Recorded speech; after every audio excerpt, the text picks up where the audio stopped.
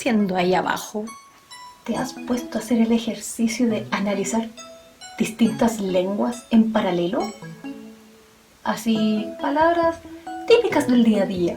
No he hecho este ejercicio más allá de comparar el español y el inglés, pero más allá de eso, no, para nada. Es que, por favor, mira esas semejanzas. Prácticamente padre, madre y hermano son idénticos en todas estas lenguas. Literalmente idénticos. Ok. Y si uno empieza a revisar otras palabras así de casualidad, palabras comunes tal vez, te darás cuenta de que hay semejanzas. Se ven aquí. Oye, te estoy conversando, preguntando, ¿podrías darte la vuelta?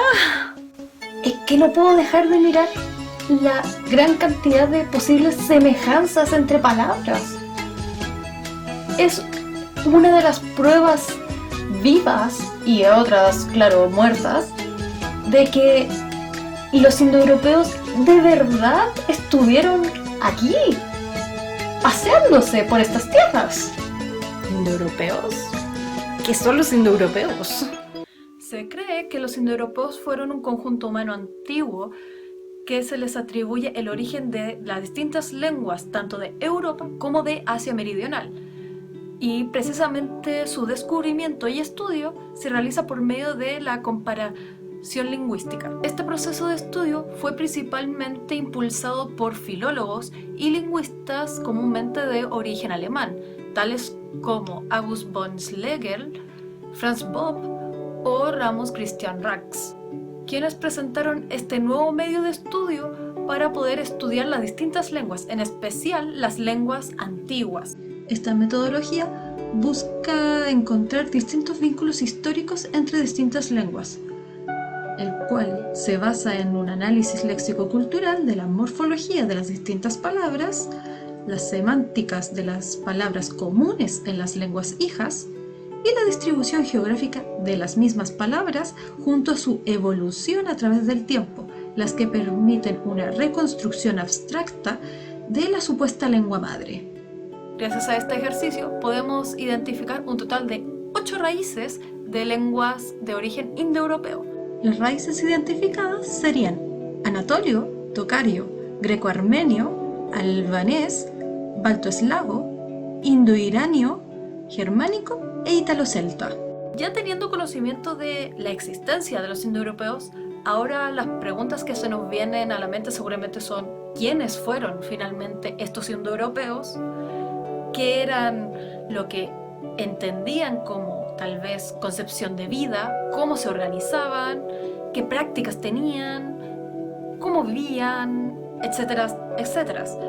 Sin embargo, varias de estas preguntas no son respuestas así ciertas, exactas, sino que simplemente teorías e hipótesis, ya que las únicas herramientas que tenemos para poder estudiar a los indoeuropeos son precisamente el estudio de las lenguas y la arqueología. Por un lado, las lenguas nos ayudan a saber cuáles son los lugares que seguramente vivieron, así realizando una comparativa de palabras con plantas o medios geográficos, tal vez qué animales tenían, cómo era la estructura familiar según cómo se llamaba cada miembro familiar, o tal vez sus creencias por medio de las mismas palabras.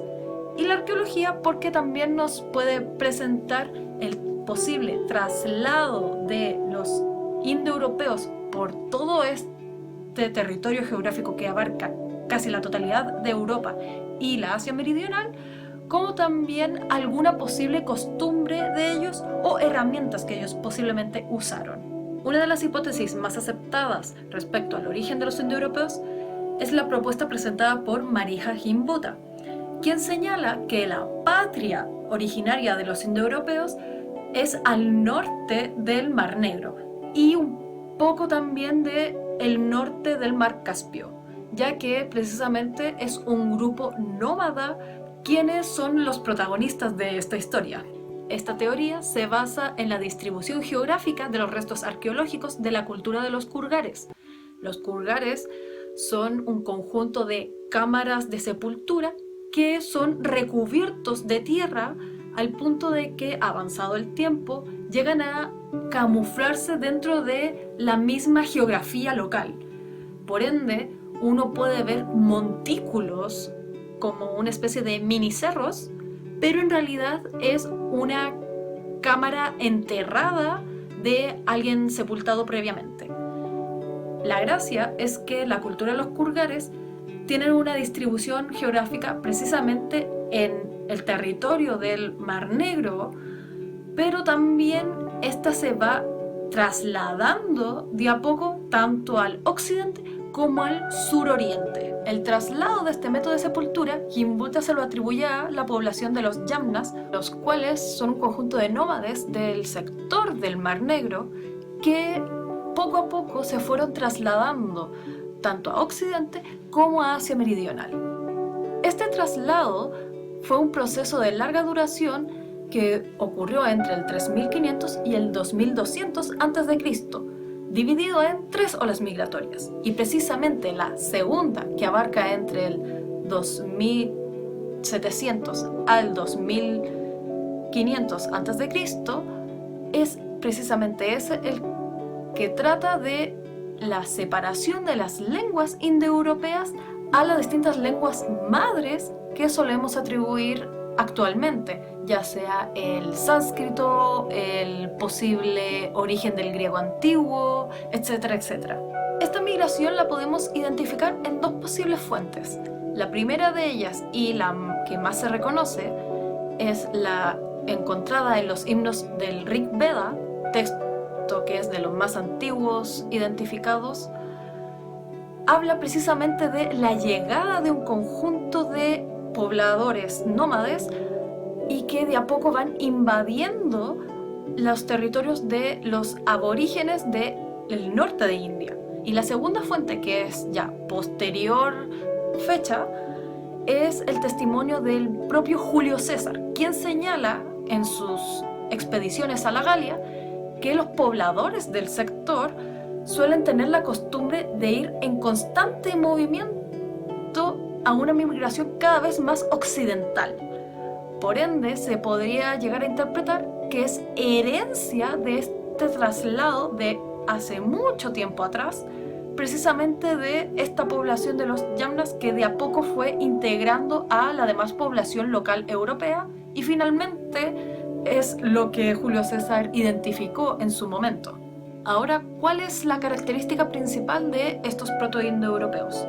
Principalmente son seminómadas, como ya se pueden imaginar, y su producción principal es la ganadería, la cual puede ser tanto de subsistencia como de economía con las distintas poblaciones autóctonas que puedan ir encontrando en su constante migración. En teoría, este era un pueblo relativamente pacífico, ya que incluso hay quienes señalan que eran pastores. Sin embargo, basándonos de nuevo en las declaraciones del Rig Veda, se menciona que ellos invaden a los pueblos autóctonos del norte de India. Por ende, tenían una cierta belicosidad. Y esto es posible ya que ellos tenían domesticado al caballo y también conocían la técnica del uso de carros. Por ende, era un avance tecnológico a nivel militar para la época en la cual ellos se encontraban y permitía así el sucesivo avance tanto al Asia Meridional como más tarde a Europa. Respecto a su sociedad y las posibles creencias del pueblo indoeuropeo, se tiene entendido que ellos eran de carácter ya más patriarcal, asociando más al carácter matriarcal a los distintos pueblos autóctonos, tanto europeos como del norte de India. Esta afirmación se basa en el estudio de las mitologías comparadas, donde las deidades masculinas asumen un rol de dios paterno e incluso las cualidades de divinidad portadora del rayo. Ejemplos claros de ello los encontramos en el Júpiter romano, Zeus griego, también llamado como Deus Pater, Thor en los pueblos nórdicos y Tarhun en la mitología hitita. A su vez, basándonos en las teorías presentadas por Georges Dumézil, presenta que también tenían una visión de mundo de carácter tripartita, separando tanto su sociedad como sus dioses en tres funciones: la función sagrada jurídica, la función guerrera y la función productora. Estas tres funciones se ven tanto reflejadas como legitimadas por medio de la propia religión que seguían los indoeuropeos, ya que por medio de esta triada de soberanos que siguen las tres funciones, se ve así ordenado y se mantiene también la creencia de que es correcto esta organización en base a tres bases de poder. Si bien esta forma de ver la vida de manera tripartita, tanto en la sociedad como en las divinidades, se plantea también que no se dio una imposición forzosa de los dioses extranjeros indoeuropeos, sino que se dio un sincretismo con los pueblos aborígenes, tanto europeos como del Asia Meridional. El mejor ejemplo de ellos lo encontramos en Grecia, donde la mitología uránida tenía a Gea como la diosa más importante y a su vez mantenía una marcada visión binaria de la vida. En ese sentido, la mitología griega presenta un antes con los titanes y un después con los dioses olímpicos. Hasta aquí el video de la semana, ojalá les haya gustado. Si es así, denle un me gusta al video y también suscríbanse al canal, ya que subo videos tanto los segundos como cuartos sábados del mes.